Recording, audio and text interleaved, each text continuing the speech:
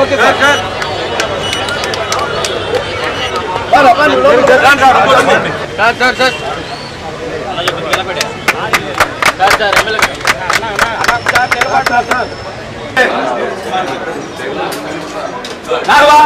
కింద నుంచో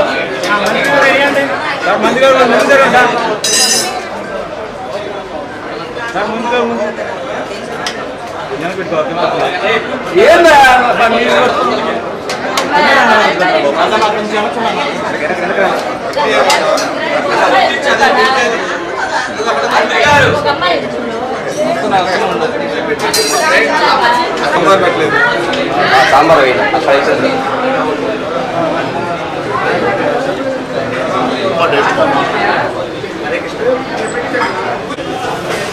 లైట్ లేచిదే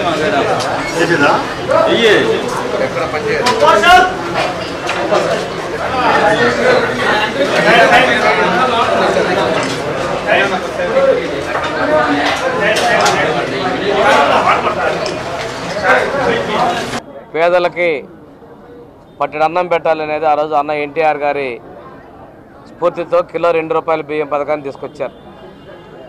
అదే స్ఫూర్తితో మన ప్రీతమ నాయకులు చంద్రబాబు నాయుడు గారు 2014-19 మధ్యలో ఉన్నప్పుడు 17లో అన్నా క్యాంటీన్లో తీసుకొని వచ్చి ఉదయం పూట బ్రేక్ఫాస్టు, మధ్యాహ్న భోజనం, రాత్రి భోజనం ₹5 చొప్పున రోజు ₹15కి నాణ్యమైన భోజనం, రుచిగా శుచిగా ఉండేటువంటి భోజనాన్ని అందించడం జరిగింది. 2019 తర్వాత వచ్చినటువంటి విధ్వంసకరమైన పరిపాలనలో ఉన్నటువంటి ఆనాటి ముఖ్యమంత్రి తన తప్పుడు విధానాలతో పేదలకు అన్నం పెట్టేటువంటి అన్నా క్యాంటీన్లు కూడా మూసివేయడం చాలా దుర్మార్గం. అంతేకాకుండా ఖరీదైనటువంటి బిల్డింగుల్ని వాళ్ళ సచివాలయాలను వేరే ఇతరితర అవసరాలకు వాడుకోవటం అప్పటి వరకు కూడా పూర్తి నిరుపయోగంగా చేయడం జరిగింది.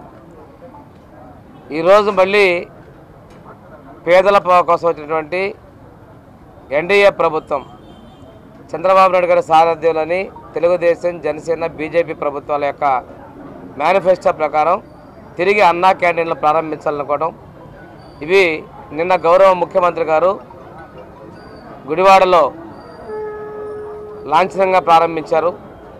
ఈరోజు మన ప్రకాశం జిల్లాలో 5 అన్నా క్యాంటీన్లు ప్రారంభిస్తున్నారు. ఒంగోలు నగరంలోనే 4 క్యాంటీన్లు, చేమకుర్తిన ఒకటి ఉదయం కలెక్టర్ గారు, అక్కడ విజయ్ కుమార్ గారు శాసనసభ్యులు ప్రారంభించడం జరిగింది. ఈరోజు 100 ప్రారంభించినప్పటికీ కూడాను ఈ నెలాఖరులోపు మిగిలిన క్యాంటీన్లు కూడా గతంలో పనిచేస్తున్నటువంటి క్యాంటీన్ల మొత్తాన్ని కూడా తిరిగి పునరుద్ధరణ చేస్తారు. వీళ్ళందరూ త్వరగా గతంలో మంజూరు చేసి నిర్మాణ దశలో ఆగిపోయినటువంటి క్యాంటీన్లు కూడా మొత్తం 200 క్యాంటీన్లు కూడా ఈ సంవత్సరం ప్రారంభించేదానికి ప్రభుత్వం చర్యలు తీసుకుంటా ఉంది. దీని మీద అసెంబ్లీలో మేము ప్రశ్న అడిగాం. బిల్డింగ్లు కట్టాం, పేదలకి ఉచితంగా ₹5 రోజు ₹15కే 3 పూట్ల కడుపు నింపుతున్నాం. ఈ పథకాన్ని కొనసాగించండి, మీ నాయకుడి పేరు పెట్టుకోండి, మీకు అలవాటే కదంటే ఆనాటి మంత్రి బొత్స సత్యనారాయణ గారు లేదు మేము కొనసాగిస్తామని చెప్పి సభాసాక్షిగా చెప్పారు. ప్రజలను పూర్తిగా మభ్యపెట్టారు, మోసం చేశారు. దీనికి ఈ పథకాన్ని మేము ప్రారంభిస్తే మొన్న అతను బిచ్చగాళ్ళు, పేదలను బిచ్చగాళ్ళతో పోల్చినటువంటి శాసనసభ్యులు ఆ పార్టీలో ఉన్నారు. వాళ్ళ గురించి అంతకన్నా ఎక్కువ మాట్లాడుకోవడం అవసరం. పేదల ఆకలి గ్రహించినటువంటి ఎన్డీఏ ప్రభుత్వం ఈరోజు ఏదైతే 4 బిల్డింగులు ఉన్నాయో ఇక్కడ అన్నా క్యాంటీన్లకి, ఈ 4కి మన శాసనసభ్యులు దామచర్ల జనార్దన్ గారి యొక్క నాయకత్వంలో ₹25 లక్షలు పెట్టి ఇవన్నీ కూడా రిపేర్లు చేయించి ఈరోజు వాడుకలో తీసుకొని వచ్చాం. వీటి ఉద్దేశం పేదలకి నాణ్యమైన భోజనం. దీనిలో చాలామంది విరాళాలు కూడా ఇస్తూ ఉన్నారు. విరాళాలను కూడా ప్రభుత్వం ఆహ్వానిస్తుంది ఒక మంచి కార్యక్రమానికి. ఇది సెల్ఫ్ ఫైనాన్సింగ్గా వచ్చేటువంటి నిధులతోటే ఇది నిర్వహించాలని ఒక లక్ష్యంతో మనకి ముఖ్యమంత్రి గారు ముందుకెళ్తా ఉన్నారు. పేద ప్రజలందరూ కూడా ఉపయోగించుకోవాలని తెలియజేసుకుంటూ చాలామంది భవన నిర్మాణ కార్మికులు, అదేవిధంగా జిల్లా కేంద్రానికి వివిధ రకాల పనుల మీద వచ్చేటువంటి వాళ్ళు ఎంతోమంది భోజనాలు చేసినటువంటి పరిస్థితుల్లో అంతమందికి 5 ఏళ్ల కష్టాలు వచ్చాయి. ఇది ప్రజావేదిక కూల్చివే దగ్గర నుంచి అన్న క్యాంటీన్లతో పోకుండా ఇళ్ల మీద దాడుల వరకు తప్పుడు కేసుల వరకు వచ్చినటువంటి ప్రభుత్వం మనం చూసాం. వీటన్నిటికీ చరం గీతం పాడే విధంగా మేము కూడా మీరు చూడండి, జగన్మోహన్ రెడ్డి ఎక్కడికి వెళ్తున్నా కానీ మేము ఫ్రీగా పోనిచ్చాం. మేము బయటికి వెళ్దాం అంటే హౌస్ అరెస్టులు, ఇక్కడ ఉన్నటువంటి మమ్మల్ని అందరినీ కూడా హౌస్ అరెస్టులు మీకు రోజు కూడా చూసారు. ఆ రోజు అదేవిధంగా ముఖ్యమంత్రి గారి ఇంటికి తాళ్లు కట్టినటువంటి పరిస్థితులు బయటికి రాకుండా మా నాయకుడు చంద్రబాబు నాయుడు మాజీ ముఖ్యమంత్రిగా ఆ రోజు ఉన్న పరిస్థితుల్లో ఇంతటువంటి పరిపాలన చూసాం. ఈరోజు ప్రజాహితాన్ని కోరుకుంటే ప్రజాస్వామ్యబద్ధమైన పరిపాలన మనం చూస్తూ ఉన్నాం. తప్పనిసరిగా ఈ అన్నా క్యాంటీన్ల సంఖ్య మరింత విస్తృతంగా రావాలని ప్రతి మండలంలో కూడా అన్నా క్యాంటీన్లు పెట్టే ఆలోచనలో ప్రభుత్వం ఉంది. పేదవాళ్ళకి అందరికీ కూడా నాణ్యమైన భోజనం ఇవ్వడానికి ఉంది. ఈ కార్యక్రమం ముందుకు తీసుకెళ్లే విధంగా అందరం కూడా కృషి చేస్తున్నాం.